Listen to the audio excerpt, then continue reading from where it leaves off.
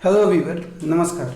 जैसा कि आपको पता है कि इस चैनल पे Jharkhand GK special chapter wise लगभग 9000 एमसीक्यू की सीरीज चलाई जा रही है, जिसमें मैं आपको बताना चाहूँगा कि क्लास 1 से लेकर और क्लास 27 तक, यानी टोटल 27 वीडियो इस चैनल पे प्लेलिस्ट बनाकर झारखंड जीके स्पेशल के नाम से हमने अपलोड कर दिया है। आपने उसको नहीं देखा है तो आप इस वीडियो को देखने के बाद उसे भी देख सकते हैं। फ्रेंड, यदि आप एक सीरियस कैंडिडेट हैं और झारखंड एसएससी सीजीएल की तैयारी कर रहे हैं या जेपीएससी की तैयारी कर रहे हैं तो ये वीडियो आपके लिए रामबाण साबित होने वाला है। अगर आप शुरू से अंत तक इस सीरीज को फॉलो कर लेते हैं तो यकीन मानिए आपका एक भी क्वेश्चन यहाँ से बाहर नहीं जाएगा, बशर्ते आपको धैर्य के साथ 1 से 1.5 घंटे की वीडियो हर रोज़ मैं डालता हूँ, आपको देखना होगा। इसके अलावा मैं आपको बताना चाहूँगा कि कंप्यूटर का एमसीक्यू जो कि वो भी चैप्टर वाइज हमने लगभग 2700 के करीब में एमसीक्यू करा दिया है, तो आप उसको भी देख सकते हैं। इसके बाद फ्रेंड, मैं आपको साइंस कराने वाला हूँ एमसीक्यू चैप्टर वाइज, और उसके बाद जो होगा हम जीएस को करने वाले हैं। तो यदि आप इस चैनल पे नए हैं और चाहते हैं कि ये एक तरीके से आपकी तैयारी में जो है तैयारी को आप इन वीडियो के माध्यम से जज कर पाएँ, जान पाएँ और ज़्यादा से ज़्यादा लाभ ले पाएँ, तो इस चैनल से ज़रूर जुड़ जाइए। चैनल को सब्सक्राइब कर दीजिए, वीडियो को शुरू से अंत तक देखिए, पसंद आए तो लाइक भी ज़रूर करें। तो चलिए स्टार्ट करते हैं आज का वीडियो। मैं 27th वीडियो में हम लोगों ने देखा था कि झारखंड की नीतियाँ पढ़ रहे थे और उसमें हमने जो है 74 क्वेश्चन तक करा दिया था, तो उसी को झारखंड की नीतियाँ को कंटिन्यू करेंगे और 75 से आज जो है झारखंड की नीतियों को पूरा करेंगे। तो पहला क्वेश्चन आज का है कि पुनर्स्थापन एवं पुनर्वास नीति के अंतर्गत निम्न में से किस परिस्थिति में पुनर्स्थापन एवं पुनर्वास प्रशासक की नियुक्ति अनिवार्य है। पुनर्वास एवं पुनर्स्थापन एवं पुनर्वास नीति के अंतर्गत निम्न में से किस परिस्थितियों में पुनर्स्थापन एवं पुनर्वास प्रशासक की नियुक्ति अनिवार्य है। तो 100 या इससे अधिक परिवारों के अनैच्छिक विस्थापन होने की संभावना होने पर, यानी ऑप्शन नंबर ए आंसर आ जाएगा। पुनर्स्थापन एवं पुनर्स्थापना नीति के अंतर्गत 100 या इससे अधिक परिवारों के अनैच्छिक विस्थापन होने की संभावना होने पर परिस्थिति में पुनर्स्थापन एवं पुनर्वास प्रशासक की नियुक्ति अनिवार्य है। पुनर्स्थापन एवं पुनर्वास योजना के तहत प्रशासक इसे संबंधित आपत्तियों पर विचार के कितने दिनों के भीतर सर्वेक्षण के ब्यौरों को राज्य सरकार को भेज देगा। तो पुनर्स्थापन एवं पुनर्वास योजना के तहत प्रशासक इसे संबंधित आपत्तियों पर विचार के लिए कितने दिनों के भीतर सर्वेक्षण के ब्यौरे को राज्य सरकार को भेज देगा। तो आंसर हो जाएगा 15 दिनों के भीतर। पुनर्वास एवं पुनर्स्थापना योजना के तहत प्रशासक इसे संबंधित आपत्तियों पर विचार के लिए 15 दिनों के भीतर सर्वेक्षण के ब्यौरा को राज्य सरकार को भेज देगा। अगला क्वेश्चन है कि पुनर्स्थापना एवं पुनर्वास योजना के तहत राज्य सरकार द्वारा राजपत्र में सर्वेक्षण को ब्यौरों प्रकाशित कराने के कितने दिनों के भीतर किसी क्षेत्रों को पुनर्स्थापन क्षेत्र के रूप में घोषित किया जाएगा। तो आंसर हो जाएगा दोस्तों 15 दिनों के भीतर। पुनर्स्थापना एवं पुनर्वास योजना के तहत राज्य सरकार द्वारा राजपत्र में सर्वेक्षण को ब्यौरों प्रकाशित कराने के लिए 15 दिनों के भीतर किसी क्षेत्र या क्षेत्रों को पुनर्स्थापन क्षेत्र के रूप में घोषित किया जाएगा। अगला क्वेश्चन है कि निम्न में से कौन सा एक पुनर्वास एवं पुनर्स्थापन नीति का उद्देश्य नहीं है। इनमें से कौन सा पुनर्वास एवं पुनर्स्थापन नीति का उद्देश्य नहीं है? तो पहला है कि लघु एवं कुटीर उद्योगों में निर्मित उत्पादों हेतु उचित बाजार की व्यवस्था करना, ये उद्देश्य है। समाज के कमजोर वर्गों के अधिकारों की रक्षा करना, ये भी है। पुनर्वास की प्रक्रिया का तेजी से कार्यान्वयन सुनिश्चित करना, ये भी है। न्यूनतम विस्थापन करने पर बल देना, तो ये कौन सा पूछा गया था? उद्देश्य नहीं है, तो ये ही गलत हो जाएगा। ये तीनों उद्देश्य तो हैं, लेकिन न्यूनतम विस्थापन पर बल देना ये इसका उद्देश्य नहीं है। अगला है पुनर्स्थापन एवं पुनर्वास नीति 2008 के अनुसार जहाँ तक हो न्यूनतम विस्थापन पर बल देना आवश्यक है। समाज के कमजोर वर्गों के अधिकारों की रक्षा करना तथा पुनर्वास की प्रक्रिया को तेजी से क्रियान्वयन सुनिश्चित करना है। अगला क्वेश्चन है अपना कि पुनर्स्थापन एवं पुनर्वास नीति के तहत कम से कम किस स्तर तक के अधिकारी को पुनर्स्थापन एवं पुनर्वास प्रशासक के रूप में नियुक्त किया जाएगा? तो ध्यान रखिएगा कि आंसर हो जाएगा उपायुक्त तक के अधिकारी को पुनर्स्थापन एवं पुनर्वास प्रशासक के रूप में नियुक्त किया जाएगा। पुनर्स्थापन एवं पुनर्वास नीति के तहत कम से कम उपायुक्त स्तर तक के अधिकारी को पुनर्स्थापन एवं पुनर्वास प्रशासक के रूप में नियुक्त किया जाएगा। पुनर्स्थापन एवं पुनर्वास योजना के तहत घोषणा के कितने दिनों के अंदर सर्वेक्षण पूरा किया जाना अनिवार्य है? पुनर्स्थापन एवं पुनर्वास योजना के अंतर्गत कितने दिनों के अंदर सर्वेक्षण पूरा किया जाना अनिवार्य है? तो आंसर हो जाएगा 60 दिनों के भीतर। पुनर्स्थापन एवं पुनर्वास योजना के अंतर्गत किए जाने वाले प्रत्येक सर्वेक्षण को उद्घोषणा की तारीख से 60 दिन की अवधि के भीतर पूरा किया जाना चाहिए। पुनर्स्थापन एवं पुनर्वास के दौरान ऐसे प्रत्येक एकल परिवार के लिए वास्तविक आवासीय भूमि की सीमा तक ग्रामीण क्षेत्रों में 10 डेसीमल या शहरी क्षेत्रों में कितना डेसीमल आवास के लिए बिना किसी लागत के आवंटित की जाएगी? तो आंसर आ जाएगा 5 डेसीमल। ऐसे किसी भी प्रभावित परिवार जिसके पास अपना आवास हो और जिसका घर अधिग्रहित कर दिया गया हो को प्रत्येक एकल परिवार के लिए अर्जित किए गए भूमि के लिए गांव क्षेत्र में 10 डेसीमिल तथा शहर के क्षेत्र में 5 डेसीमिल तक रहने के लिए बिना किसी राशि के आवंटित की जाएगी। अगला क्वेश्चन है, यदि किसी विस्थापित परिवार के पास पशु हो तो उसे पशुशाला के निर्माण हेतु पुनर्स्थापन एवं पुनर्वास नीति के तहत कितनी राशि सहायतार्थ उपलब्ध कराई जाएगी? तो यदि किसी विस्थापित परिवार के पास पशु हो तो उसे पशुशाला के निर्माण हेतु पुनर्स्थापन एवं पुनर्वास नीति के तहत 35,000 रुपये की राशि सहायतार्थ उपलब्ध कराई जाएगी।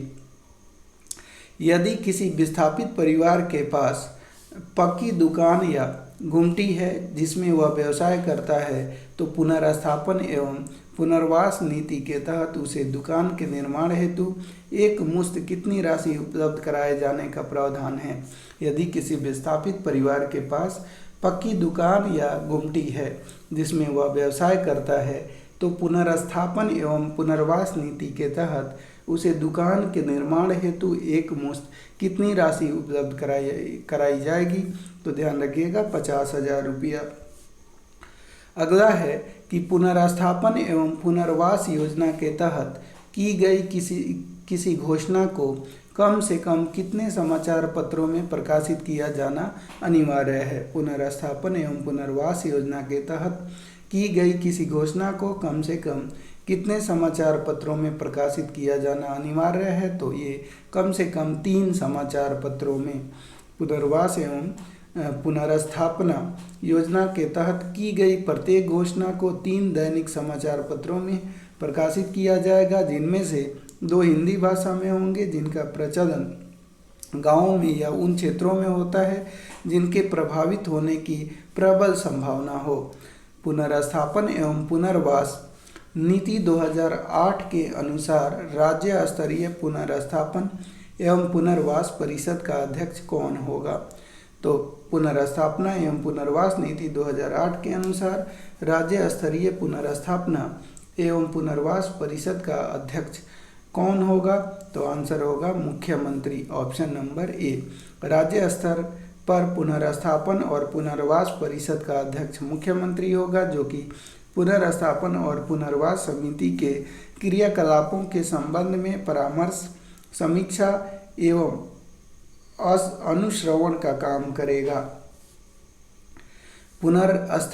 पुनर्स्थापन एवं पुनर्वास योजना के तहत की गई किसी घोषणा को कम से कम कितने हिंदी समाचार पत्रों में प्रकाशित किया जाएगा? तो अभी हमने देखा कि पुनर्स्थापना एवं पुनर्वास योजना के तहत की गई किसी घोषणा, ये घोषणा है, ध्यान रखिएगा, घोषणा को कम से कम कितने हिंदी समाचार पत्र में प्रकाशित किया जाना अनिवार्य है? तो 2, यहाँ पे ध्यान रखिएगा 2। पुनर्स्थापन एवं पुनर्वास योजना के तहत की गई किसी घोषणा को 2 हिंदी समाचार पत्र में प्रकाशित किया जाना अनिवार्य होगा।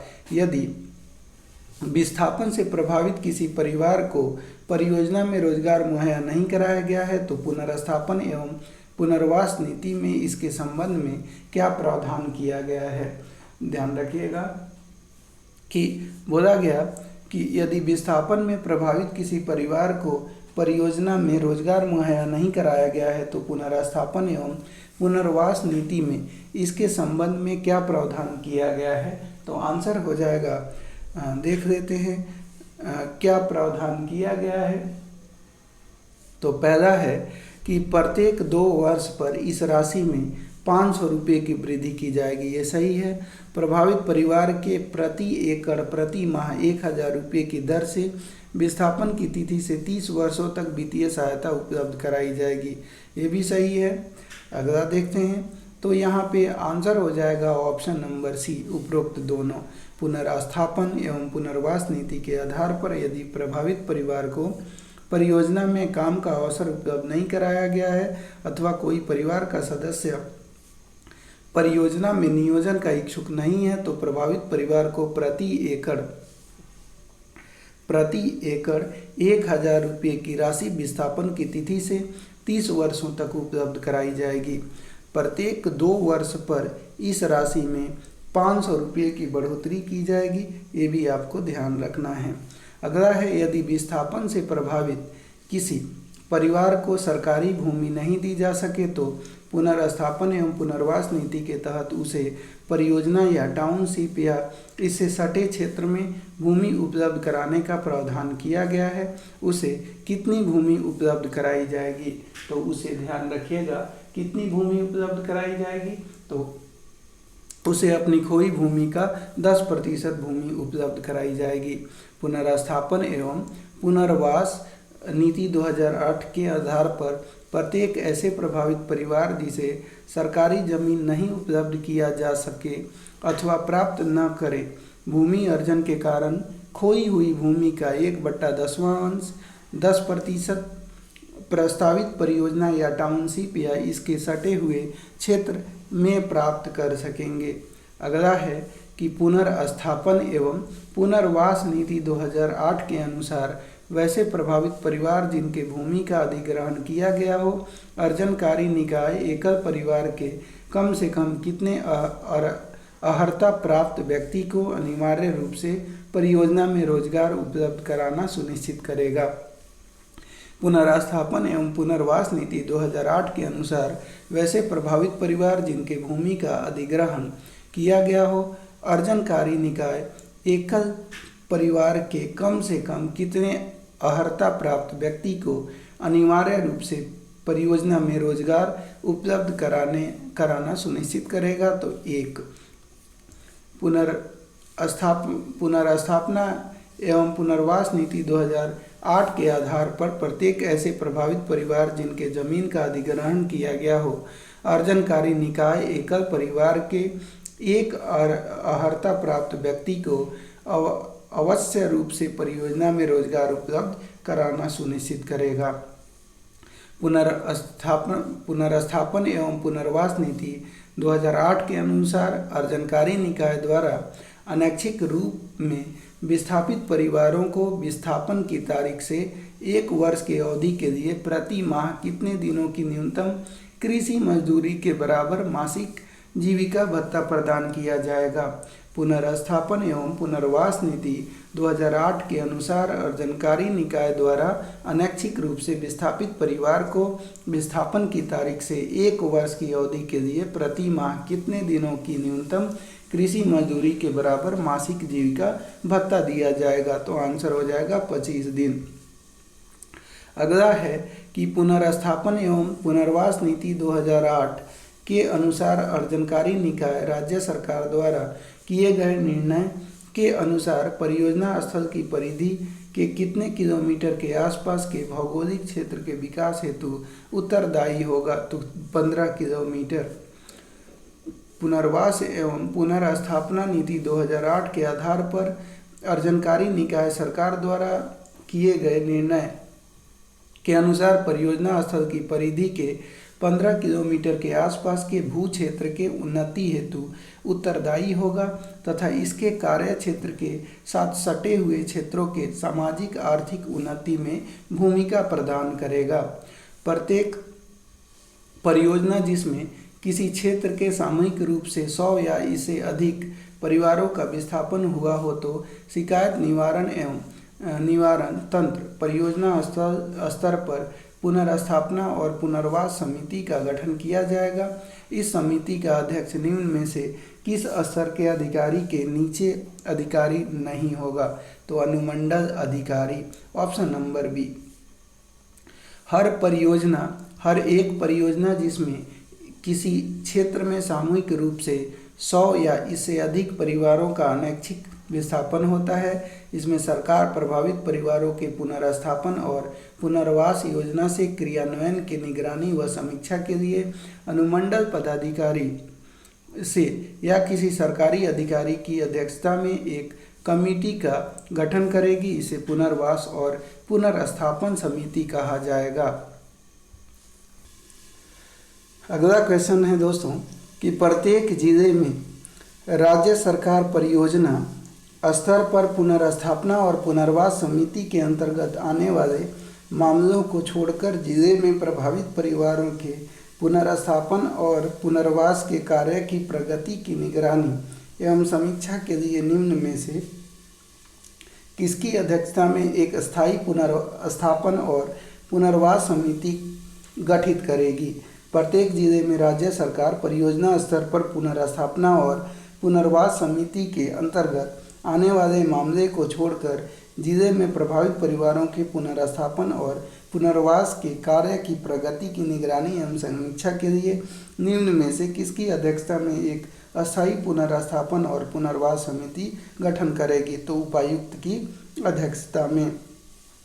हर एक जिले में राज्य सरकार परियोजना स्तर पर पुनर्स्थापन और पुनर्वास समिति के अंतर्गत आने वाली सभी विषयों को छोड़कर जिले में प्रभावित परिवारों के पुनर्स्थापन और पुनर्वास के कार्य की प्रगति की निगरानी व समीक्षा के लिए उपायुक्त की अध्यक्षता में एक स्थायी पुनर्स्थापन और पुनर्वास समिति गठित करेगी। उन सभी मामलों जिनके लिए पुनर्स्थापन एवं पुनर्वास नीति 2008 लागू होता है से संबंधित पुनर्वास और पुनर्स्थापन योजना के कार्यान्वयन की प्रगति की समीक्षा तथा निगरानी करने के लिए निम्न में से किसकी अध्यक्षता में राज्य स्तरीय अनुश्रवण समिति गठित की जाएगी। तो आंसर हो जाएगा विकास आयुक्त की अध्यक्षता में। वैसे सभी मामले जिनके लिए पुनर्स्थापन और पुनर्वास नीति लागू होती है से संबंधित पुनर्स्थापन और पुनर्वास स्कीमों या योजनाओं के क्रियान्वयन की प्रगति की समीक्षा तथा देखरेख करने के लिए विकास आयुक्त की अध्यक्षता में राज्य स्तरीय अनुश्रवण कमेटी का गठन किया जाएगा। झारखंड भूमि अर्जन पुनर्वास और पुनर्व्यवस्थापन उचित प्रतिकार और पारदर्शिता का अधिकार नियमावली 2015 के अनुसार किसी भी जिले के बहुफसलीय सिंचित क्षेत्र का कितने प्रतिशत से ज़्यादा जमीन अर्जित नहीं की जाएगी? तो 2% से ज़्यादा जमीन अर्जित नहीं की जाएगी। झारखंड भूमि अर्जन पुनर्वास और पुनर्व्यवस्थापन उचित प्रतिकार और पारदर्शिता का अधिकार नियमावली 2015 के आधार पर ऐसे किसी भी जिले में बहुफसलीय सिंचित भूमि क्षेत्र को 2% से ज़्यादा जमीन अर्जित नहीं किया जाएगा। झारखंड की पुनर्स्थापना एवं पुनर्वास नीति कुल कितने अध्याय में विभाजित है? तो 9 अध्याय में विभाजित है। पुनर्स्थापन एवं पुनर्वास नीति 2008 के अनुसार पुनर्स्थापन और पुनर्वास प्रशासक के सर्वेक्षण और सिफारिशों के ब्यौरे के प्राप्त होने की तारीख से कितने दिनों के भीतर राज्य सरकार सर्वेक्षण के अंतिम ब्यौरा को शासकीय राजपत्र में प्रकाशित करेगी? तो आंसर हो जाएगा 30 दिन के भीतर। 30 दिन के भीतर प्रकाशित करेगी। अगला है कि पुनर्स्थापन एवं पुनर्वास नीति 2008 के अनुसार पुनर्स्थापन एवं पुनर्वास नीति 2008 के अनुसार यदि प्रभावित अनुसूचित जनजाति, अनुसूचित जाति / अन्य पिछड़ा वर्ग के परिवारों को जिले के बाहर पुनर्स्थापित किया गया है तो पुनर्स्थापन एवं पुनर्वास लाभ कितने प्रतिशत से अधिक मौद्रिक रूप में दिया जाएगा? तो इसका आंसर हो जाएगा दोस्तों कि ये 25% दिया जाएगा। अगला क्वेश्चन है, केंद्र या राज्य सरकार की किसी सार्वजनिक उपक्रम परियोजना के अतिरिक्त अन्य किसी व्यावसायिक परियोजना के मामले में प्रभावित परिवार के बीच परियोजना की वार्षिक शुद्ध आय का %% मौद्रिक रूप में वितरित किया जाना पुनर्स्थापन एवं पुनर्वास नीति में सुनिश्चित किया गया है। तो इसका आंसर हो जाएगा दोस्तों, ध्यान रखना कि यहाँ पे 1% कितना हो जाएगा? 1% केंद्र या राज्य सरकार की किसी सार्वजनिक उपक्रम परियोजना के अतिरिक्त अन्य किसी व्यावसायिक परियोजना के मामले में प्रभावित परिवारों के बीच परियोजना की वार्षिक शुद्ध आय का %% मौद्रिक रूप में वितरित किया जाना पुनर्स्थापन एवं पुनर्वास नीति में सुनिश्चित किया गया है। तो 1%। अगला क्वेश्चन है अपना कि केंद्र या राज्य सरकार के सार्वजनिक उपक्रम एजेंसी की परियोजनाओं को छोड़कर अन्य व्यावसायिक परियोजनाओं के मामले में परियोजना इकाई के वार्षिक शुद्ध आय का 1% प्रभावित परिवारों के बीच मौद्रिक रूप से वितरित किया जाएगा। यह राशि वार्षिक आर्थिक परिणाम की घोषणा के 3 माह के अंदर वितरित किया जाएगा। अगला है कि पुनर्स्थापन एवं पुनर्वास नीति के तहत अनुसूचित जाति, अनुसूचित जनजाति परिवारों से भूमि अर्जन के किसी भी मामले में भूमि का कब्जा देने से पूर्व उन्हें प्रतिकर का भाग प्रथम किस्त के रूप में अदा करना अनिवार्य है। तो आंसर हो जाएगा दोस्तों 1/3। ऑप्शन नंबर बी आंसर हो जाएगा।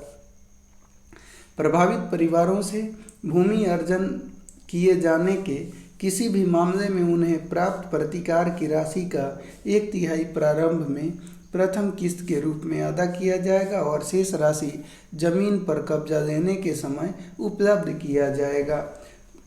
अगला है वामपंथी उग्रवाद एवं उनके परिवार को मुख्य धारा में वापस लाने के उद्देश्य से झारखंड में प्रथम प्रत्यार्पण नीति लाया गया। तो इसका आंसर हो जाएगा 2001 में लाया गया।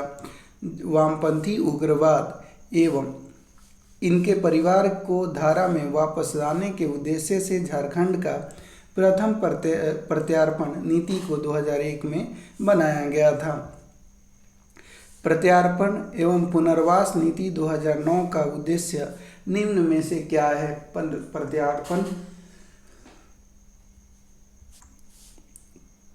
प्रत्यार्पण एवं पुनर्वास नीति 2009 का उद्देश्य निम्न में से क्या है? तो पहला देख लेते हैं। इस नीति का उद्देश्य वामपंथी उग्रवाद के प्रत्यार्पण को प्रोत्साहित करना है। तो पहला सही है।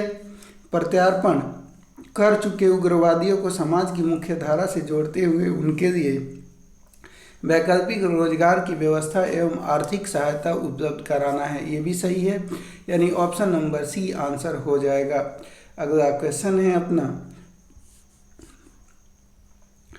प्रत्यार्पण एवं पुनर्वास नीति 2009 के तहत उग्रवादी के प्रत्यार्पण को स्वीकार करने हेतु गठित स्क्रीनिंग समिति का अध्यक्ष कौन होता है? तो जिला पुलिस अधीक्षक होता है। प्रत्यार्पण एवं पुनर्वास नीति 2009 के तहत उग्रवादी के प्रत्यार्पण को स्वीकार करने हेतु गठित स्क्रीनिंग समिति का अध्यक्ष जिला पुलिस अधीक्षक होता है। प्रत्येक जिले में प्रापण करने वाले उग्रवादियों के लिए गठित पुनर्वास एवं समिति का अध्यक्ष कौन होता है? तो आंसर हो जाएगा जिला दंडाधिकारी। प्रत्येक जिले में प्रत्यार्पण करने वाले उग्रवादी के लिए गठित पुनर्वास समिति का अध्यक्ष जिला दंडाधिकारी होता है। जिला पुनर्वास समिति द्वारा सूत्रण किए गए प्रत्यार्पित उग्रवादी के लिए पुनर्वास पैकेज को निम्न में से किसके माध्यम से राज्य सरकार के पास अनुशंसा के लिए भेजा जाएगा? तो पुलिस महानिदेशक के माध्यम से। झारखंड राज्य में प्रत्यार्पण एवं पुनर्वास नीति 2009 के अनुसार जिला पुनर्वास समिति द्वारा सूत्रण किए गए प्रत्यार्पित उग्रवादी के लिए पुनर्वास पैकेज को पुलिस महानिदेशक के माध्यम से राज्य सरकार के पास अनुशंसा के साथ भेजा जाएगा। प्रत्यार्पण एवं पुनर्वास नीति 2009 के तहत दी जाने वाली पुरस्कार राशि को उग्रवादी संगठन में स्थान के आधार पर कितनी श्रेणियों में विभाजित किया गया है? तो 10 श्रेणियों में विभाजित किया गया है। झारखंड राज्य में प्रत्यार्पण एवं पुनर्वास नीति 2009 के तहत दी जाने वाली पुरस्कार राशि को उग्रवादी संगठन में स्थान के आधार पर 10 श्रेणियों में विभाजित किया गया है। प्रत्यार्पण करने वाले उग्रवादी द्वारा रॉकेट लॉन्चर LMG का समर्पण करने पर पुनर्वास अनुदान के अतिरिक्त कितनी राशि देने का प्रावधान प्रत्यार्पण एवं पुनर्वास नीति 2009 में किया गया है? प्रत्यार्पण करने वाले उग्रवादी द्वारा रॉकेट लॉन्चर LMG का समर्पण करने पर पुनर्वास अनुदान के अतिरिक्त कितनी राशि देने का प्रावधान प्रत्यार्पण एवं पुनर्वास नीति 2009 में किया गया है? तो इसका आंसर हो जाएगा दोस्तों, ये किया गया है 1 लाख रुपये की राशि। ऑप्शन नंबर ए आंसर हो जाएगा। यहाँ पे आप देख सकते हैं कि जो पुनर्स्थापना एवं पुनर्वास नीति 2009 के तहत प्रत्यार्पण करने वाले उग्रवादी और पुरस्कारों से संबंधित राशि रॉकेट लॉन्चर LMG लेकर कोई के साथ अगर अपने आप को जो है प्रत्यार्पण कराता है तो 1 लाख रुपये उसको दिया जाएगा। AK-47, 57, 77 राइफल लेकर आता है तो 75,000 रुपया दिया जाएगा। 303 राइफल पिस्टल या रिवॉल्वर लेकर आता है तो 15,000 रुपया। रिमोट कंट्रोल डिवाइसेस लेकर आता है तो 6,000 रुपया। ग्रेनेड हैंड ग्रेनेड लेकर आता है 2,000 रुपया। वायरलेस सेट लेके आता है तो 2,000 रुपया से 10,000 रुपया। और आईडी लेकर आता है तो 6,000 रुपया। और विस्फोटक सामग्री प्रति केजी के हिसाब से 1 केजी जाएगा तो 2,000, तो जितना केजी जाएगा उतना ही रुपया उसको दिया जाएगा। प्रत्यार्पण एवं पुनर्वास नीति 2009 के तहत किसी प्रत्यार्पण करने वाले उग्रवादी को निम्न में से क्या सुविधाएं प्रदान किया जाता है? तो क्या सुविधाएं प्रदान किया जाता है? तो देखते हैं। पुनर्वास अनुदान के रूप में 2,50,000 रुपये, 3,000 रुपये प्रति माह की वृद्धि पर 1 वर्ष तक और गृह निर्माण हेतु अधिकतम 50,000 रुपये की राशि। तो पहला यहाँ पे सही हो जाएगा। उग्रवाद एवं उसके परिवार को निःशुल्क चिकित्सा की सुविधा, उग्रवादी को तथा उसके पुत्र पुत्रियों को मैट्रिक तक निःशुल्क शिक्षा। तो ये दोनों के दोनों कथन सत्य हो जाएंगे। प्रत्यार्पण एवं पुनर्वास नीति 2009 के तहत कितनी राशि पुनर्वास अनुदान के रूप में प्रदान किया जाने का प्रावधान है? तो 2,50,000 रुपया। झारखंड राज्य के प्रत्यार्पण एवं पुनर्वास नीति 2009 के तहत 2,50,000 रुपये पुनर्वास अनुदान के रूप में प्रदान किए जाने का प्रावधान किया गया है, जिसमें 50,000 रुपये का भुगतान तत्काल प्रत्यार्पण के उपरांत किया जाएगा तथा शेष 2 लाख रुपये का भुगतान 2 बराबर किस्तों में होगा, जिसकी पहली किस्त 1 वर्ष बाद तथा दूसरी किस्त 2 वर्ष बाद प्रत्यार्पित उग्रवादी की गतिविधियों की छानबीन विशेष शाखा द्वारा किए जाने के बाद देय होगी। प्रत्यार्पण एवं पुनर्वास नीति 2009 के तहत राज्य सरकार द्वारा प्रत्यार्पित उग्रवादी को कितने रुपए की जीवन बीमा कराई जाएगी? तो आंसर हो जाएगा 5 लाख रुपये की। प्रत्यार्पण एवं पुनर्वास नीति 2009 के तहत राज्य सरकार द्वारा प्रत्यार्पित उग्रवादी को 5 लाख रुपये की जीवन बीमा कराई जाएगी एवं प्रत्यार्पित उग्रवादी के आश्रितों के लिए भी 1 लाख रुपये का सामूहिक जीवन बीमा कराया जाएगा। अगला क्वेश्चन है कि प्रत्यार्पण एवं पुनर्वास नीति 2009 के तहत प्रत्यार्पण एवं पुनर्वास नीति 2009 के अनुसार परोक्ष रूप में प्रत्यार्पण के अनुसार परोक्ष रूप से प्रत्यार्पणकर्ता के उग्रवादी गतिविधियों में संलिप्तता होने के बिंदु पर अंतिम निर्णय निम्न में से किसका होगा? तो आंसर हो जाएगा दोस्तों पुलिस महानिदेशक का होगा। दोस्तों थोड़ा ब्लर है, इसको मैं फिर बोल रहा हूँ, ध्यान से सुनिएगा। प्रत्यार्पण एवं पुनर्वास नीति 2009 के अनुसार परोक्ष रूप से प्रत्यार्पणकर्ता के उग्रवादी गतिविधियों में संलिप्तता होना या न होना की बिंदु का अंतिम निर्णय किसके द्वारा किया जाएगा? तो ये पुलिस महानिदेशक के द्वारा किया जाएगा। अगला है कि झारखंड राज्य के प्रत्यार्पण एवं पुनर्वास नीति 2009 के आधार पर परोक्ष रूप से प्रत्यार्पणकर्ता के उग्रवादी गतिविधि में संलिप्त होने या नहीं होने के बिंदु पर अंतिम निर्णय पुलिस महानिदेशक का होगा। अगला है कि राज्य सरकार द्वारा वामपंथी उग्रवादियों के प्रत्यार्पण एवं पुनर्वास नीति को अधिक आकर्षक बनाने के उद्देश्य से 2009 की प्रत्यार्पण एवं पुनर्वास नीति में कब संशोधन किया गया? तो इसका आंसर हो जाएगा दोस्तों ये 2015 में संशोधन किया गया। नक्सलियों के प्रत्यार्पण एवं पुनर्वास हेतु नीति 2015 के तहत नक्सलियों को श्रेणी एवं वर्गीकृत किया गया। नक्सलियों के प्रत्यार्पण एवं पुनर्वास हेतु नई नीति 2015 के तहत नक्सलियों को श्रेणी एवं वर्गीकृत किया जाएगा। निम्न में से किस स्तर के ऊपर के नक्सलियों को श्रेणी ए में रखा जाएगा?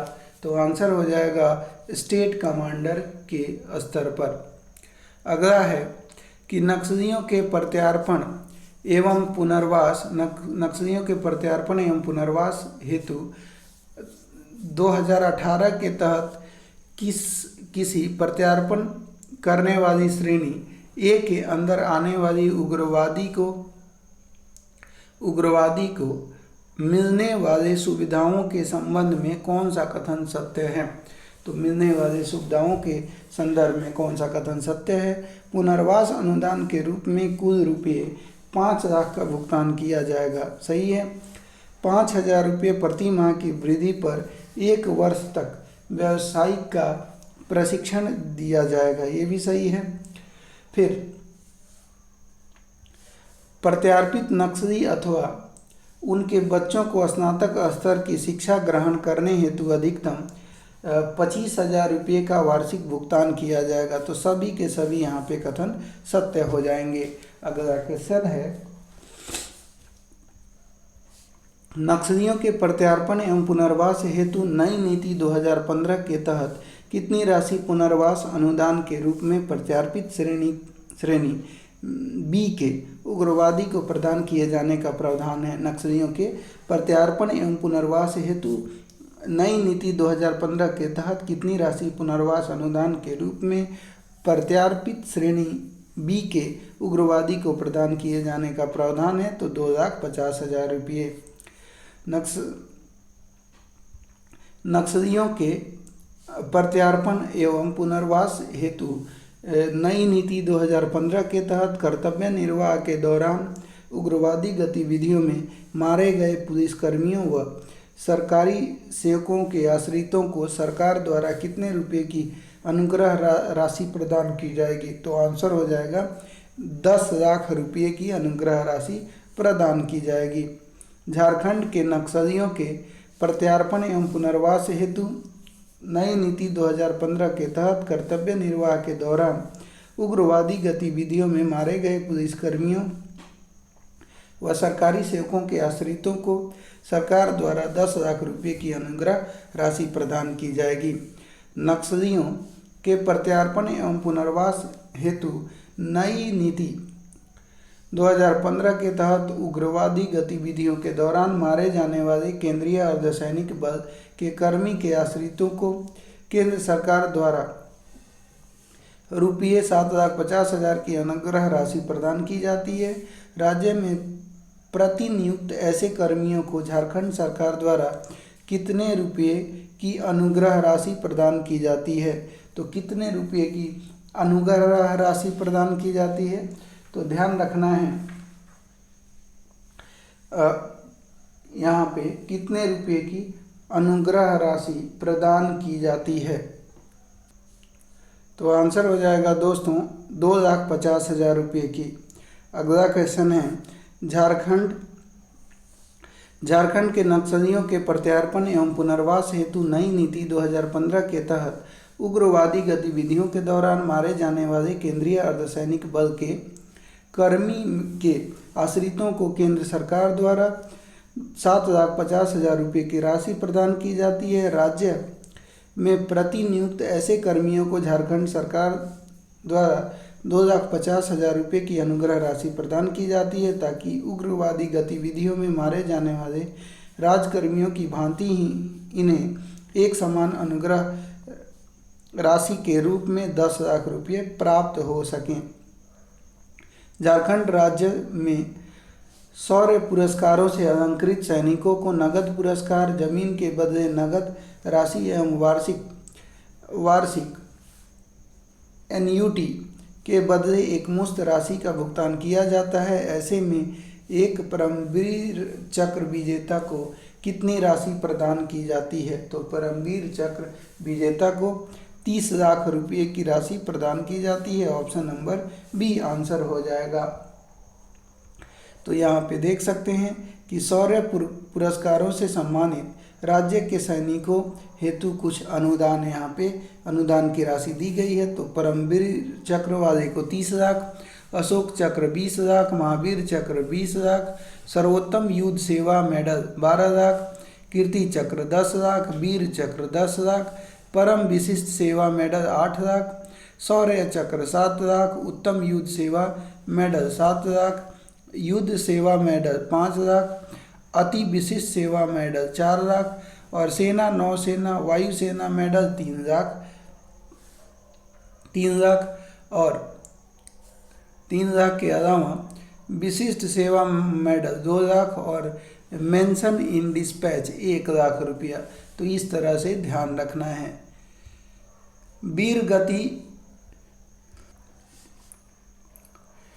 गति प्राप्त सैनिकों की पत्नी अथवा किसी एक आश्रित को अनुग्रह अनुदान के रूप में कितने राशि का पुरस्कार दिया जाएगा? वीर गति प्राप्त सैनिकों की पत्नी अथवा किसी एक आश्रित को अनुग्रह अनुदान के रूप में कितने राशि का पुरस्कार दिया जाएगा? तो ये 20 लाख रुपए की राशि का पुरस्कार दिया जाएगा। सबसे पहले स्थानीय नीति झारखंड में किस मुख्यमंत्री ने लाने का प्रयास किया? सबसे पहले स्थानीय नीति झारखंड में किस मुख्यमंत्री के द्वारा लाने का प्रयास किया गया? तो आंसर हो जाएगा बाबूलाल मरांडी। झारखंड में सबसे पहले स्थानीय नीति 2001 में मुख्यमंत्री बाबूलाल मरांडी के द्वारा लाने का प्रयास किया गया था। बाबूलाल मरांडी द्वारा बनाया गया झारखंड की स्थानीय नीति को विवादित क्यों हो गया था? तो बिहार की स्थानीय नीति को कॉपी कर झारखंड में लागू किए जाने से, ये सही है। जनजातीय समर्थन एवं सदानी विरोधी होने की वजह से, ईसाई जनजातियों को खुला समर्थन दिए जाने से, तो ये सभी आंसर हो जाएगा। अगला है कि झारखंड पहली की स्थानीयता नीति कब लागू की गई थी? तो झारखंड पहली की स्थानीयता नीति कब लागू की गई थी? तो झारखंड पहली की स्थानीयता नीति कब लागू की गई थी? तो ध्यान रखिएगा, ये जो लागू हुआ था दोस्तों, ये हुआ था 7 अप्रैल 2016 को। झारखंड की पहली स्थानीय नीति 7 अप्रैल 2017 को तत्कालीन जो मंत्री रघुवर दास थे, उन्हीं के कार्यकाल में ये लागू हुआ था। वर्ष 2016 में घोषित झारखंड सरकार की स्थानीयता नीति में स्थानीय किसे माना गया है? वर्ष 2016 में घोषित झारखंड सरकार की स्थानीयता नीति में स्थानीय किसे माना गया है? तो पूर्वज के नाम गत सर्वे खतियान में दर्ज हो उनको, ये सही है। झारखंड राज्य की भौगोलिक सीमा में विगत 30 वर्ष या इससे अधिक अवधि से करता हो एवं अचल संपत्ति की अर्जित की हो, तो ये भी सही है। और झारखंड राज्य में निवास करने की प्रतिबद्धता रखने का प्रतिज्ञान करता हो, ये सभी के सभी आंसर हो जाएंगे।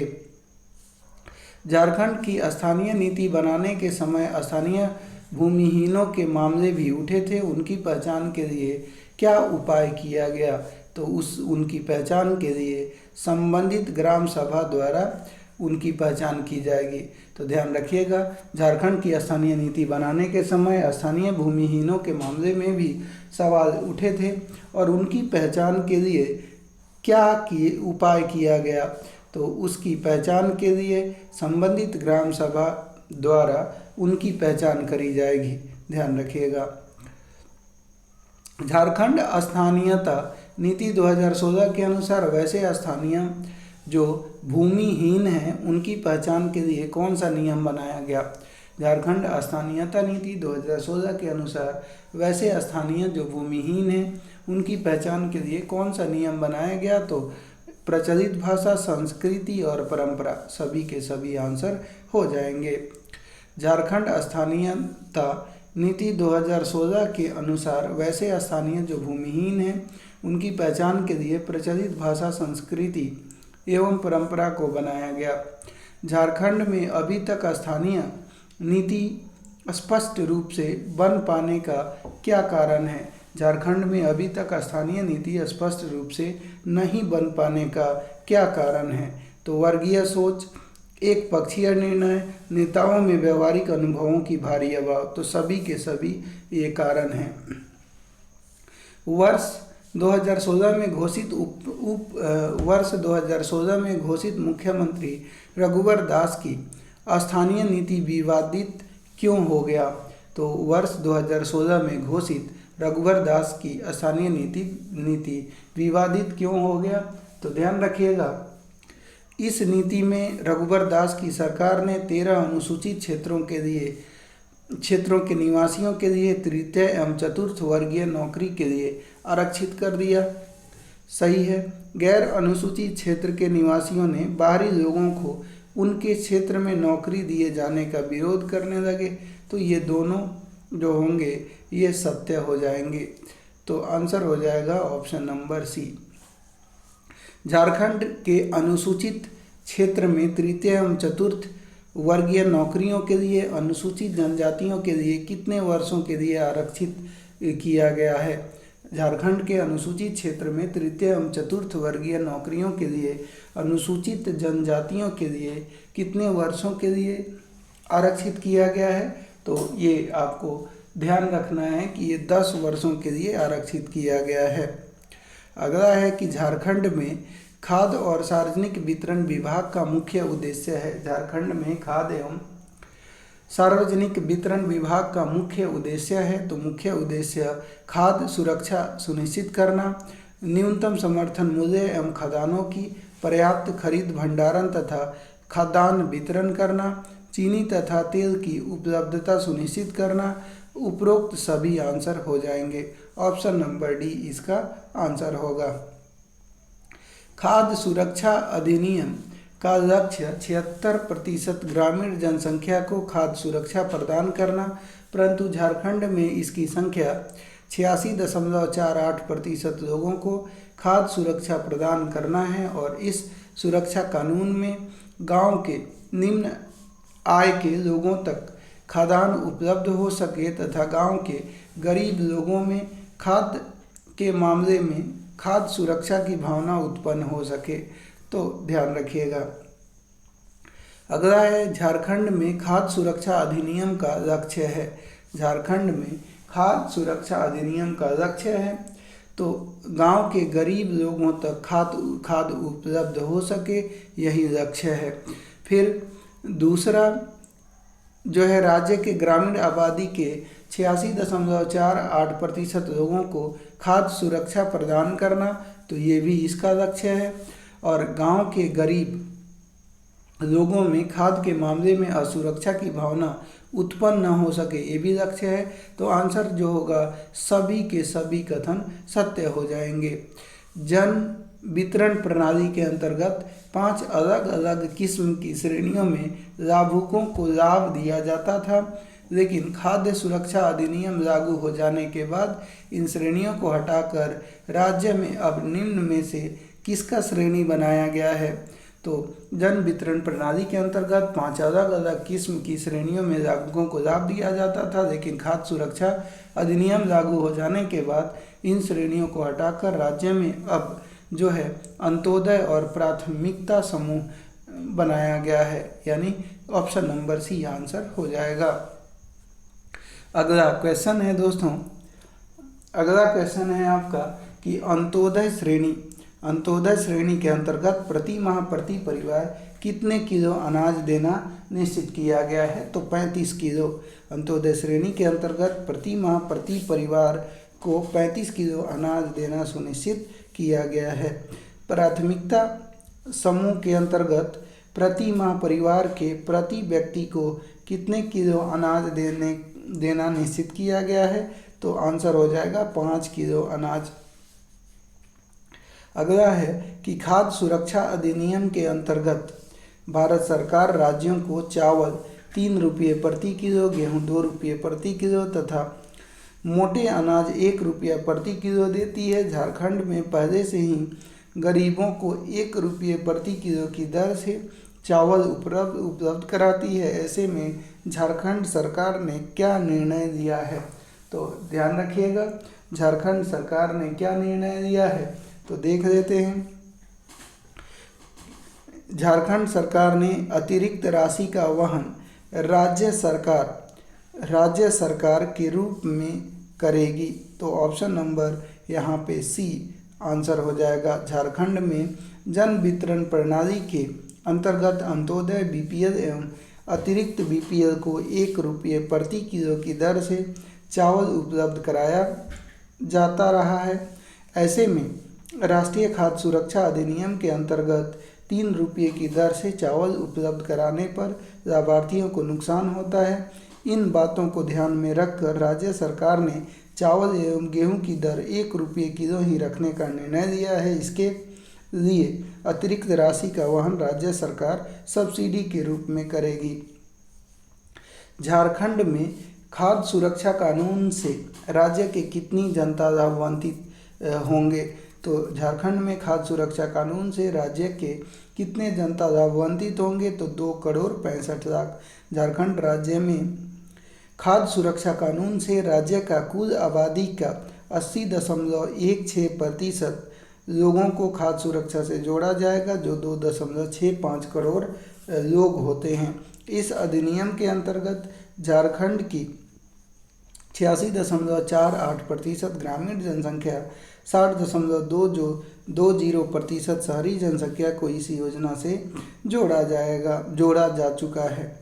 झारखंड में खाद्य सुरक्षा अधिनियम के क्रियान्वयन में सबसे बड़ी चुनौती है। झारखंड में खाद्य सुरक्षा अधिनियम के क्रियान्वयन की सबसे बड़ी चुनौती है। तो सबसे बड़ी कौन सी चुनौती है दोस्तों? तो देख लेते हैं। बिचौलिया ये चुनौती हैं, दुकानदारों के खोटे बटखरे ये भी चुनौती है, और चूहों द्वारा खाद्यान्न की बर्बादी ये भी चुनौती है। तो ऑप्शन नंबर डी आंसर हो जाएगा। ये सभी चुनौती हैं। लाभुकों तक खाद्यान्न उपलब्ध कराने के लिए बिचौलियों से मुक्ति के लिए बढ़ावा दिया जा रहा है। तो अनुश्रवण पर आधारित निगरानी को बढ़ावा, जन सहभागिता पर आधारित निगरानी को बढ़ावा, आधुनिक तकनीक का उपयोग। तो सभी यहाँ पे कथन सत्य हो जाएंगे। खाद्यान्न सुरक्षा हेतु झारखंड सरकार ने निम्न में से किसका गठन किया है? खाद्यान्न सुरक्षा हेतु झारखंड सरकार ने निम्न में से अनाज आयोग का गठन किया है। झारखंड सरकार ने खाद्य सुरक्षा कानून के संबंध में शिकायतों एवं सुझावों के लिए राज्य खाद्य आयोग का गठन करेगा। खाद्य सुरक्षा अधिनियम के संबंध में कौन सा कथन सत्य है? खाद्य सुरक्षा अधिनियम के संदर्भ में कौन सा कथन सत्य है? तो इस योजना के अंतर्गत लाभुक परिवारों को राशन कार्ड दिए जाएंगे, ये सही है। और किसी परिवार से 18 वर्ष या इससे अधिक उम्र की महिला नहीं होने की स्थिति में महिला सदस्य के 18 वर्ष आयु पूरी होने तक पुरुष सदस्य के नाम से कार्ड जारी किया जा सके, ये भी सही है। फिर बोला गया कि यह प्रावधान किया गया है कि 18 वर्ष या इससे अधिक उम्र की 6 महिलाओं को परिवार के मुखिया के रूप में मान्यता दिया जाएगा। तो सभी के सभी यहाँ पे कथन सत्य हो जाएंगे। अगला क्वेश्चन है कि समय एवं सुरक्षित तरीकों से खाद्यान्न पहुँचाने के लिए निम्न में से कौन सा कदम उठाए जा रहे हैं? समय एवं सुरक्षित तरीकों से खाद्यान्न पहुँचाने के लिए निम्न में से कौन से कदम उठाए जा रहे हैं? तो गोदाम का निर्माण किया जा रहा है, सतर्कता समिति का गठन किया जा रहा है, राशन के ट्रक दुकान तक पहुंचाने की व्यवस्था एवं पंचायत प्रतिनिधियों को पूर्व सूचना देना, ये सभी के सभी आंसर हो जाएंगे। झारखंड सरकार द्वारा ऐसी प्रणाली विकसित की जा रही है जिसके अंतर्गत राशन के ट्रक पहुंचने के दौरान क्षेत्र के सभी पंचायत प्रतिनिधियों को SMS से सूचना चली जाएगी। पंचायत राज प्रतिनिधियों को भी इस मामले में विशेष अधिकार दिए गए हैं। साथ ही झारखंड के राज्य, जिला तथा प्रखंड स्तर पर सतर्कता समितियों का भी गठन किया गया है। अगला क्वेश्चन है 65 वर्ष से अधिक उम्र वाले BPL परिवार के लिए इस नियम में क्या व्यवस्था की गई है? 65 वर्ष से अधिक उम्र वाले BPL परिवार के लिए इस नियम में क्या व्यवस्था करी गई है? तो 10 किलो चावल मुफ्त, 50 पैसे केरोसिन तेल देना। तो ये सभी आंसर हो जाएंगे। ऑप्शन नंबर सी इसका आंसर हो जाएगा। अगला है अनुदानित दर पर खाद्यान्नों के अलावा गर्भवती एवं स्तनपान कराने वाली महिलाओं को आंगनबाड़ी केंद्र के माध्यम से दिया जाएगा। अनुदानित दर पर खाद्यान्न के अलावा गर्भवती एवं स्तनपान कराने वाली महिलाओं को आंगनबाड़ी केंद्रों के माध्यम से दिया जाएगा। तो आंगनबाड़ी केंद्रों के माध्यम से क्या दिया जाएगा? मुफ्त भोजन। मातृत्व लाभ के लिए 6,000 रुपये, 6 माह से 6 वर्ष तक बच्चों को स्थानीय आंगनबाड़ी केंद्रों के माध्यम से निःशुल्क भोजन, ये सभी आंसर हो जाएगा। झारखंड में खाद्य सुरक्षा के संबंध में निम्न में से किसे जिला शिकायत निवारण पदाधिकारी के रूप में नामित किया गया है? तो ये अपर समाहर्ता पदाधिकारी को। झारखंड में खाद्य सुरक्षा के संबंध में निम्न में से किसे जिला शिकायत निवारण पदाधिकारी के रूप में नामित किया गया है? तो अपर समाहर्ता पदाधिकारी को। झारखंड में नागरिकों के लिए सेवा का अधिकार कानून क्यों बनाया गया? तो झारखंड में नागरिकों के लिए सेवा का अधिकार कानून सरकारी विभागों में नागरिकों के काम समयबद्ध नहीं होते थे, इसलिए ये सही है। सरकारी कार्यालयों में नागरिकों के काम अटके रहते थे, ये भी सही है। सरकारी कार्यालयों में नागरिकों को रिश्वत देकर काम करने के लिए मजबूर होना पड़ता था, तो ये सभी के सभी जो है ये कथन सत्य हैं। झारखंड के हर नागरिक को सरकारी विभागों में कई तरह के काम पड़ते हैं, ऐसे में काम समयबद्ध तरीके से और बिना किसी परेशानी तथा बिना किसी रिश्वत के नागरिकों के काम पूरा हो सके, इसके लिए झारखंड राज्य सेवा का अधिकार कानून राइट टू सर्विस एक्ट 2011 बनाया गया, ताकि कार्य प्रणाली में सरलता आ सके। अगला है नागरिकों को सेवा पाने की गारंटी। राइट टू सर्विस की अवधारणा है। नागरिकों को सेवा पाने की गारंटी राइट टू सर्विस की अवधारणा है, तो नागरिकों के कार्य समय पर हो जाए, नागरिकों के कार्य में किसी तरह का अड़ंगा नहीं लगे और कार्य करवाने के एवज में नागरिकों को रिश्वत नहीं देना पड़े, तो सभी के सभी कथन यहाँ सत्य हो जाएंगे। झारखंड में सेवा का अधिकार कानून के अंतर्गत लगभग कितने किस्म की सेवाएं आ चुकी हैं? तो आंसर हो जाएगा 175 किस्म की। सेवा का अधिकार कानून 2011 में अब तक इसके अंतर्गत लगभग 175 किस्म की ऐसी सेवाएं आ चुकी हैं जो राज्य सरकार के विभागों से संबंधित है। नागरिक अधिकारों के विस्तार देने वाला झारखंड राज्य सेवा देने की विधेयक कब झारखंड विधानसभा में पारित किया गया था? नागरिक अधिकारों के विस्तार देने वाला झारखंड राज्य सेवा देने की विधेयक कब झारखंड विधानसभा में पारित किया गया था? तो आंसर हो जाएगा 30 अगस्त 2011 को। झारखंड विधानसभा में 30 अगस्त 2011 को नागरिकों के अधिकारों को विस्तार देने वाला यह विधेयक पारित किया गया था। इसका नाम है झारखंड राज्य सेवा देने की गारंटी विधेयक। नागरिकों को समयबद्ध सेवा देने की शुरुआत 1991 में सर्वप्रथम सिटीजन चार्ट के रूप में हुई थी। तो इंग्लैंड नागरिकों के समयबद्ध सेवा देने की शुरुआत 1991 में सर्वप्रथम सिटीजन चार्ट के रूप में हुई थी। कहाँ पे? इंग्लैंड में। नागरिकों को समयबद्ध सेवा देने की शुरुआत 1991 में इंग्लैंड में सिटीजन चार्टर के रूप में हुई थी। इसके बाद नई दिल्ली में 1997 में सिटीजन चार्टर के रूप में हुई थी। इसके बाद नई दिल्ली में 1997 में सभी राज्यों के मुख्यमंत्रियों के साथ प्रधानमंत्री की बैठक में सभी राज्य एवं केंद्रीय स्तर पर सिटीजन चार्टर बनाने का निर्णय हुआ। अगला क्वेश्चन है राइट टू सर्विस कानून सर्वप्रथम किस राज्य में बनाया गया? तो राइट टू सर्विस कानून सबसे पहले मध्य प्रदेश में बनाया गया। 1997 में सिटीजन चार्टर के बाद राइट टू सर्विस की परिकल्पना आई। सर्वप्रथम मध्य प्रदेश में यह कानून बना। सिटीजन चार्टर की अपेक्षा राइट टू सर्विस कानून ज़्यादा महत्वपूर्ण कैसे है? सिटीजन चार्टर की अपेक्षा राइट टू सर्विस कानून ज़्यादा महत्वपूर्ण कैसे है? तो ध्यान रखिएगा दोस्तों, ये कैसे ज़्यादा महत्वपूर्ण हो जाता है? तो आपको ध्यान रखना है कि सिटीजन चार्टर के अंतर्गत नागरिकों के पास कोई स्पष्ट कानूनी अधिकार नहीं होता। तो ये बिल्कुल सही है, तो बी हमारा आंसर हो जाएगा। झारखंड में सिटीजन चार्टर की अपेक्षा राइट टू सर्विस कानून ज़्यादा महत्वपूर्ण है। सिटीजन चार्टर केवल विभाग का स्वयं निर्धारित अनुशासन है।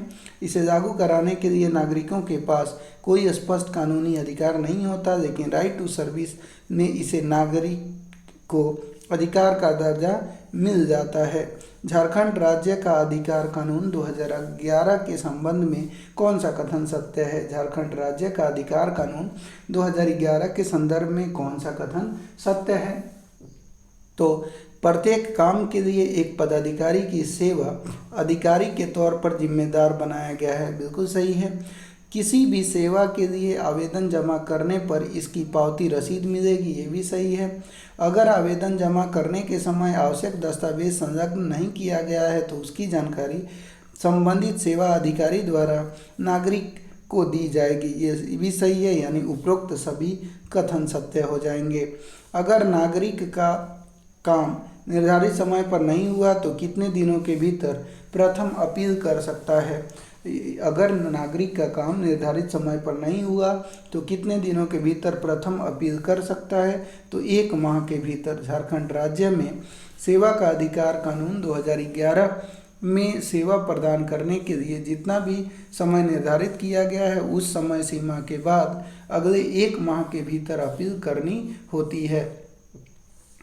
प्रथम अपीलीय पदाधिकारी के यहाँ भी समय सीमा निर्धारित है। अगर समय सीमा के भीतर वहाँ पे भी कार्य नहीं हुआ तो नागरिक क्या करेगा, तो वहाँ पे भी अगर कार्य नहीं होगा तो नागरिक जो है वो 60 दिनों के भीतर द्वितीय अपीलीय पदाधिकारी के पास द्वितीय अपील भी कर सकता है। अगला है झारखंड में सेवा अधिकार कानून 2011 के आधार पर प्रथम अपीलीय पदाधिकारी को भी इस पर विचार करने के लिए समय सीमा निर्धारित है। उस समय सीमा के अंदर प्रथम अपीलीय अधिकारी द्वारा समुचित निर्णय नहीं लिए जाने या उससे संतुष्ट नहीं होने पर अगले 60 दिनों के भीतर द्वितीय अपीलीय अधिकारी के पास द्वितीय अपील की जा सकती है।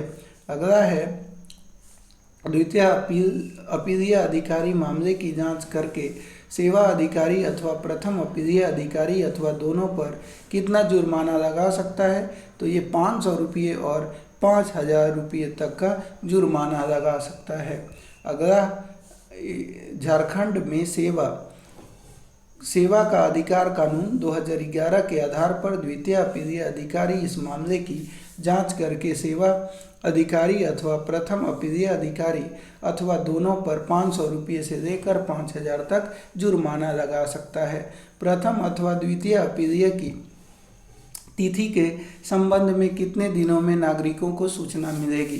प्रथम अथवा द्वितीय अपीलीय की तिथि के संबंध में कितने दिनों में नागरिकों को सूचना मिलेगी, तो कितने दिनों में नागरिकों को सूचना मिलेगी, तो ध्यान रखिएगा कि ये 7 दिन पहले, कितना 7 दिन पहले सेवा का अधिकार कानून के तहत प्रथम अथवा द्वितीय अपील की तिथि के संबंध में नागरिकों को 7 दिन पूर्व सूचना मिलेगी।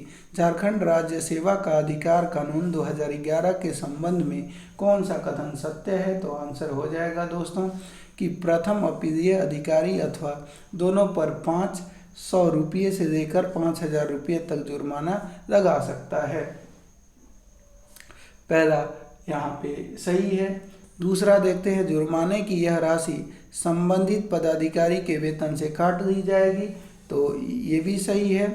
और तीसरा है कि जुर्माने की इस राशि से आवेदक को क्षतिपूर्ति भी दी जा सकती है, तो ये सभी के सभी जो है ये कथन सत्य हो जाएंगे। झारखंड में सबसे पहले क्रय नीति लागू कब किया गया था, तो ध्यान रखिएगा झारखंड में सबसे पहले क्रय नीति 2007 में लागू किया गया था, जो स्थानीय सूक्ष्म एवं लघु उद्योगों के विकास पर केंद्रित थी। झारखंड क्रय नीति 2014 का निर्माण क्यों किया गया, तो झारखंड क्रय नीति 2014 का निर्माण राज्य में सूक्ष्म एवं लघु उद्योगों को बढ़ावा देने के लिए किया गया। झारखंड क्रय नीति 2014 का उद्देश्य राज्य में सूक्ष्म एवं लघु उद्योगों को बढ़ावा देना है। अगला है कि झारखंड क्रय नीति 2014 का प्रमुख उद्देश्य क्या है। झारखंड क्रय नीति 2014 का प्रमुख उद्देश्य क्या है, तो ध्यान रखेंगे कि झारखंड जो है क्रय नीति 2014 का उद्देश्य सूक्ष्म एवं लघु उद्योगों के उत्पादों को राज्य सरकार के विभाग, संस्थाओं एवं अनुदान प्राप्त एजेंसियों द्वारा क्रय करना है, तो ये पहला सही है।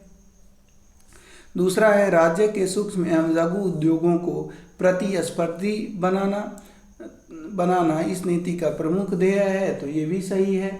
और सूक्ष्म एवं लघु उद्योगों के विकास एवं प्रोत्साहन के लिए इनके उत्पादों को प्राथमिकता के स्तर पर राज्य सरकार द्वारा क्रय किया जाएगा। सभी के सभी यहाँ पे कथन सत्य हो जाएंगे। अगला है कि झारखंड क्रय नीति 2014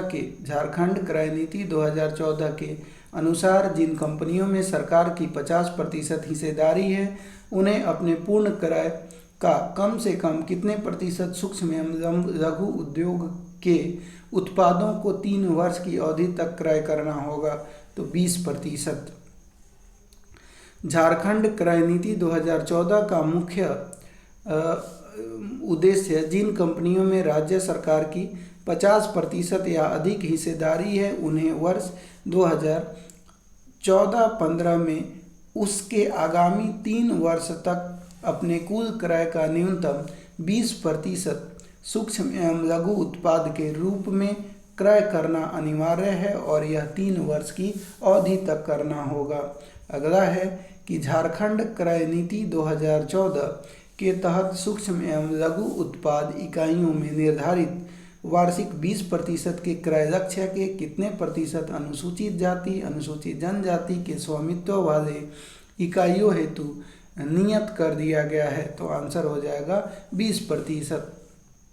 झारखंड क्रय नीति 2014 के नीति में सूक्ष्म एवं लघु उत्पाद इकाइयाँ निर्धारित वार्षिक 20% के क्रय लक्ष्य को 20% अनुसूचित जाति एवं जनजाति स्वामित्व वाली इकाइयों हेतु नियत कर दिया गया है।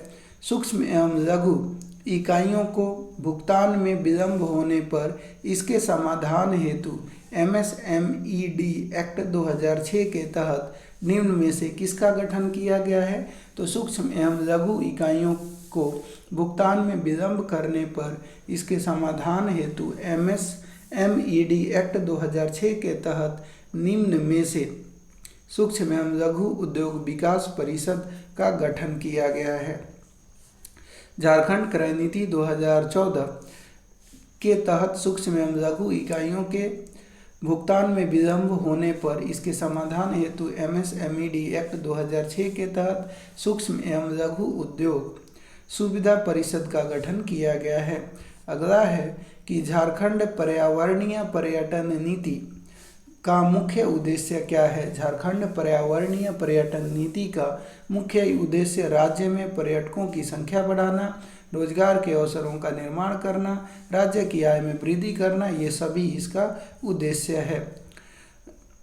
झारखंड पर्यटन नीति बनाते समय किसका ध्यान रखा गया था? तो झारखंड पर्यावरणीय पर्यटन नीति बनाते समय जो है वन जीव संरक्षण अधिनियम 1972, वन संरक्षण अधिनियम 1980, पर्यावरण संरक्षण अधिनियम 1986 ये सभी का ध्यान रखा गया था। पर्यावरणीय पर्यटन नीति 2015 के क्रियान्वयन के लिए झारखंड सरकार के किस विभाग को नोडल विभाग बनाया गया है? तो आंसर हो जाएगा वन विभाग। झारखंड राज्य की पर्यावरणीय पर्यटन नीति 2015 के क्रियान्वयन के लिए वन विभाग झारखंड सरकार का एक नोडल विभाग है तथा इसके रख रखाव के लिए झारखंड इको टूरिज्म अथॉरिटी को पर्यटन विभाग द्वारा विकसित किया जा रहा है। पर्यावरणीय पर्यटन नीति 2015 में पर्यावरण आधारित पर्यटन को बढ़ावा देने के लिए किस स्थान को चिन्हित किया गया है? तो बढ़ावा देने के लिए ध्यान रखिएगा कि वन क्षेत्र से निकट वाले स्थान एवं आसानी से पहुंचने वाला स्थान, ये इसको जो है बढ़ावा देने के लिए चिन्हित किया गया है। झरने, झील, आर्द्र भूमि के निकट वाले स्थान एवं ऐतिहासिक स्थान, ये भी सही है। और बोला गया कि पर्वतीय एवं जलप्रपातों की स्थिति वाले स्थान, तो आंसर ये सभी हो जाएंगे। अगला क्वेश्चन है कि पर्यावरणीय पर्यटन नीति 2015 में किसके विकास पर बल देने की बात कही गई है? तो ध्यान रखिएगा, वृक्षारोपण, पर्यटन गाइड और प्राकृतिक संसाधनों के संरक्षण संबंधी विकास। तो ऑप्शन नंबर डी आंसर हो जाएगा। झारखंड में पर्यावरणीय पर्यटन नीति 2015 को लागू करने के लिए गठन किया गया है। झारखंड में पर्यावरणीय पर्यटन नीति 2015 को लागू करने के लिए गठन किया गया है। तो आंसर इको टूरिज्म अथॉरिटी क्या हो जाएगा, इको टूरिज्म अथॉरिटी का गठन किया गया है। झारखंड में पर्यटन नीति 2015 को लागू करने के उद्देश्य से झारखंड इको टूरिज्म अथॉरिटी को गठन किया गया है। इसका उद्देश्य इको टूरिज्म के लिए सुविधाओं का विकास करना तथा वन क्षेत्र एवं वन्य जीव अभयारण्य के चारों ओर पर्यावरणीय एवं सांस्कृतिक धरोहरों को सुरक्षित करने के लिए उनके बारे में जागरूकता पैदा करना है। झारखंड इको टूरिज्म अथॉरिटी का गठन किस उद्देश्य से किया गया है। झारखंड इको टूरिज्म अथॉरिटी का गठन किस उद्देश्य से किया गया है। तो इको टूरिज्म क्षेत्र की पहचान करने के उद्देश्य से, ये सही है। पर्यटन क्षेत्र को सुरक्षित रखने के उद्देश्य से, ये भी सही है। और पर्यटन क्षेत्रों को सुरक्षित, पर्यटन दोनों तो एक ही हैं, तो ये सभी हो जाएंगे। ऑप्शन नंबर डी आंसर हो जाएगा। झारखंड इको टूरिज्म अथॉरिटी के गठन का मुख्य उद्देश्य राष्ट्रीय पार्क, अभयारण्य, वन्य क्षेत्रों में इको टूरिज्म को प्रोत्साहित करने के लिए संरक्षण एवं शिक्षा संबंधी उपकरण को विकसित करना है। झारखंड के किस जैविक उद्यान को पर्यावरणीय पर्यटन नीति 2015 के तहत ध्यान दिया गया है। झारखंड के किस जैविक उद्यान को पर्यावरणीय पर्यटन नीति 2015 के तहत ध्यान दिया गया है। तो बिरसा मृग विहार खूंटी, मगरमच्छ प्रजनन केंद्र रांची और बिरसा भगवान जैविक उद्यान रांची, ये सभी के सभी आंसर हो जाएंगे। झारखंड राज्य में पर्यावरणीय पर्यटन नीति 2015 के तहत बिरसा भगवान जैविक उद्यान रांची, मगरमच्छ प्रजनन केंद्र रांची, बिरसा मृग विहार खूंटी एवं जवाहरलाल नेहरू जैविक उद्यान बोकारो पर ध्यान दिया गया है। अगला है पर्यावरणीय पर्यटन नीति 2015 के अंतर्गत झारखंड किस वन्य प्राणी संरक्षित क्षेत्र पर विशेष ध्यान दिया जा रहा है। पर्यावरणीय पर्यटन नीति 2015 के अंतर्गत झारखंड के किस वन्य प्राणी संरक्षित क्षेत्र पर विशेष ध्यान दिया जा रहा है। तो आंसर हो जाएगा दालमा वन्य प्राणी अभयारण्य, ये सही है। बेतला राष्ट्रीय पार्क, ये भी सही है। उदवा पक्षी विहार, तो ये सभी के सभी कथन सत्य हो जाएंगे। झारखंड में पर्यावरणीय पर्यटन नीति 2015 के अंतर्गत झारखंड के बेतला राष्ट्रीय पार्क, दलमा वन्य प्राणी अभयारण्य तथा उदवा पक्षी विहार के संरक्षित क्षेत्र पर ध्यान दिया जा रहा है। अगला है इको टूरिज्म नीति 2015 के अनुश्रवण एवं समीक्षा के लिए एक अनुश्रवण समिति का गठन किया गया है, जिसके अध्यक्ष होते हैं। इको टूरिज्म नीति 2015 में अनुश्रवण एवं समीक्षा के लिए एक अनुश्रवण समिति का गठन किया गया है, जिसके अध्यक्ष होते हैं। तो ध्यान रखिएगा, जिसके अध्यक्ष कौन होते हैं। तो मुख्य सचिव कौन होते हैं, मुख्य सचिव झारखंड इसके अध्यक्ष होते हैं। इको टूरिज्म नीति 2015 में अनुश्रवण एवं समीक्षा के लिए अनुश्रवण समिति का गठन किया गया है, जिसके अध्यक्ष मुख्य सचिव होते हैं। अगला है कि झारखंड खाद्य प्रसंस्करण नीति 2015 किस उद्देश्य के लिए बनाया गया है। तो झारखंड खाद्य प्रसंस्करण नीति 2015 जो है उत्पादों के नियति को बढ़ावा देने के लिए, कोल्ड चेन और खाद्य संरक्षण हेतु बुनियादी सुविधा प्रदान करने के लिए, किसानों की आय बढ़ाने के लिए, तो सभी आंसर हो जाएंगे। झारखंड में खाद्य प्रसंस्करण उद्योग नीति कब लागू किया गया। झारखंड में खाद्य प्रसंस्करण उद्योग नीति कब लागू किया गया। तो ध्यान रखेंगे कि ये 1 सितंबर 2015 को लागू किया गया है। झारखंड में खाद्य प्रसंस्करण उद्योग नीति 1 सितंबर 2015 को लागू किया गया है। अगला है कि झारखंड खाद्य प्रसंस्करण उद्योग नीति के सफल संचालन हेतु राज्य स्तर पर मुख्य सचिव की अध्यक्षता में state level empowered committee SLEC का गठन किया गया है। इस समिति में कितने सदस्य होंगे? तो ध्यान रखिएगा, झारखंड खाद्य प्रसंस्करण उद्योग नीति के सफल संचालन हेतु राज्य स्तर पर मुख्य सचिव की अध्यक्षता में स्टेट लेवल एम्पावर्ड कमेटी, जिसे SLEC कहते हैं, का गठन किया गया है। इस समिति में कितने सदस्य होंगे? तो 15 सदस्य होंगे। झारखंड राज्य खाद्य प्रसंस्करण उद्योग नीति के सफल संचालन हेतु राज्य स्तर पर मुख्य सचिव की अध्यक्षता में state level empowered committee SLEC का गठन किया गया है। इस समिति में 15 सदस्य होंगे। तो दोस्तों, ये जो है हमने जो है आज ये चैप्टर जो आपका था झारखंड की नीतियाँ, उसको हम लोगों ने सफलतापूर्वक पूरा कर दिया है। उम्मीद है वीडियो पसंद आई होगी। वीडियो पसंद आया हो तो वीडियो को लाइक कर दीजिएगा। कोई बातें रखनी हो, कोई सुझाव देना हो तो कमेंट बॉक्स खुला हुआ है, वहाँ पे अपनी बात रखिएगा। कल फिर एक नया वीडियो में हम लोग नया टॉपिक शुरू करेंगे, जिसका शीर्षक होगा झारखंड साहित्य एवं साहित्यकार। तो इसको कल हम लोग शुरू करेंगे और ख़त्म करने का प्रयास करेंगे। तो आज के वीडियो में इतना ही। वीडियो कैसा लगा ज़रूर कमेंट बॉक्स में लिखिए।